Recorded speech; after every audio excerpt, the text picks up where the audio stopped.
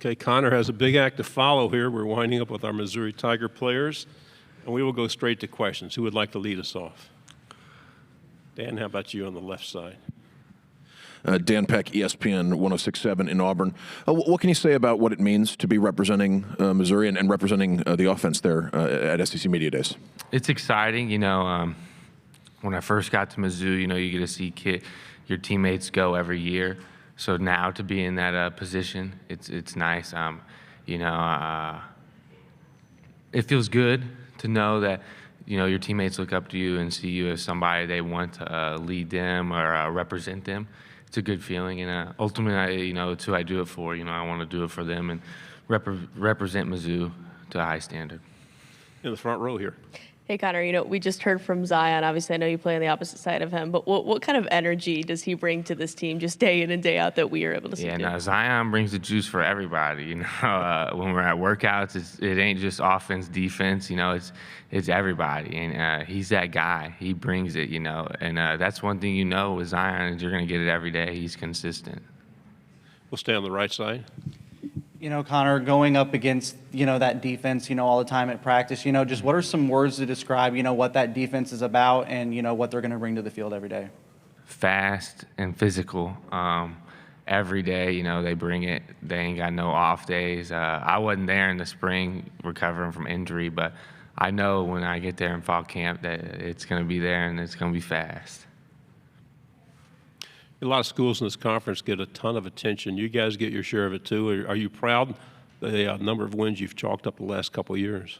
Is that your question? The number of wins you've accomplished, that's a pretty good feat. Yeah, I think it speaks to the culture that we've, built at Mizzou, and it all starts with our strength coach, Ryan Russell, and what he does in the weight room. He preaches an elite edge, and I think that's just what everybody's bought into over the years. And, it's contributed into wins on the field, too. So we'll go on the back row. You started pretty early in your career. What's gotten easier or more manageable as you gain more playing time over the course of your career at that position? They say the game slows down, and I think there's some truth to that.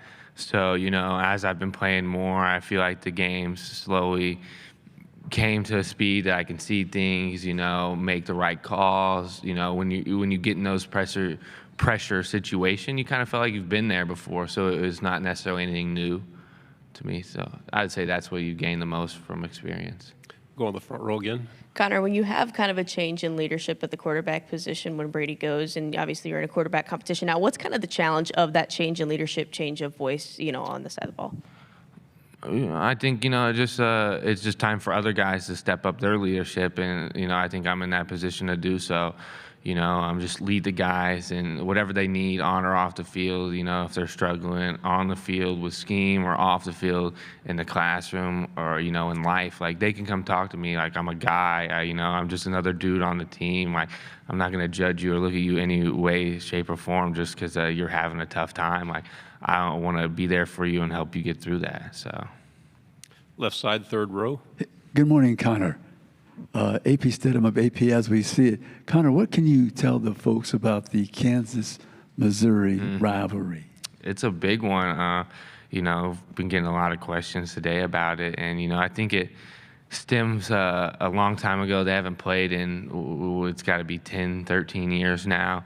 So I think the fans are excited, but I would say these players, us, and I bet they are too, are excited to kind of renew that. That border war, as you could say. On the left side again? Both of your teammates we got to speak to shared memories of the come-from-behind win against Auburn last year. Brady leaving the game early, Drew stepping in, Brady coming back from the hospital. Yeah. Your memories of that, what you experienced, your experience of that, and then what you're going to remember about that game. It's kind of crazy, you're out there playing and he gets hurt, obviously, so a little, you get fled with these emotions like, man, this is my friend, this is the starting quarterback, he goes down, like, is he going to come back? There's some uncertainty. So, we're all trying to rally behind Drew, hey, Drew, you're our guy, you're going to lead us in this thing, like, let's just keep pushing forward. And then out of nowhere, they're like, yeah, Brady's going to be back. He's in the locker room, like he's going to be out here next drive. So, I think it just showed the toughness he had and, what it meant for him to play for Mizzou. I think, we're all, nowadays at the school and, we play for the name on the front. But I think, sometimes that meant more to him than the name on the back. So. You have a great heritage at your school. Are there former Tigers you've gotten to know that you've been friendly with or had an impact on your career? I'd say right now, Evan Bain, former Mizzou center, played in the league. He's come back to help us and be around the offensive line as a coach and assistant. So I think as a former player, he's helped us out a lot. Okay. Right side. What are some personal goals that you have set for yourself this season and that you hope to accomplish that can help bring success to your team? As a center, you want to win the Remington. I haven't accomplished that in the 3 years I've been playing center for Mizzou. So I would say that that's my biggest personal goal. But ultimately, team success to me is more important. You've heard it said the offensive linemen on a team are sometimes the most interesting and insightful guys to talk to. Why is that the case? Oh, man, I think, offensive linemen will always keep it honest with you, keep it real. We're going to tell you how it is. Not going to sugarcoat nothing. And I think, we're guys that love football, but, we love things outside of football. So, we have a lot of passion for other things. And, I think offensive linemen are just the best guys in general. Left side.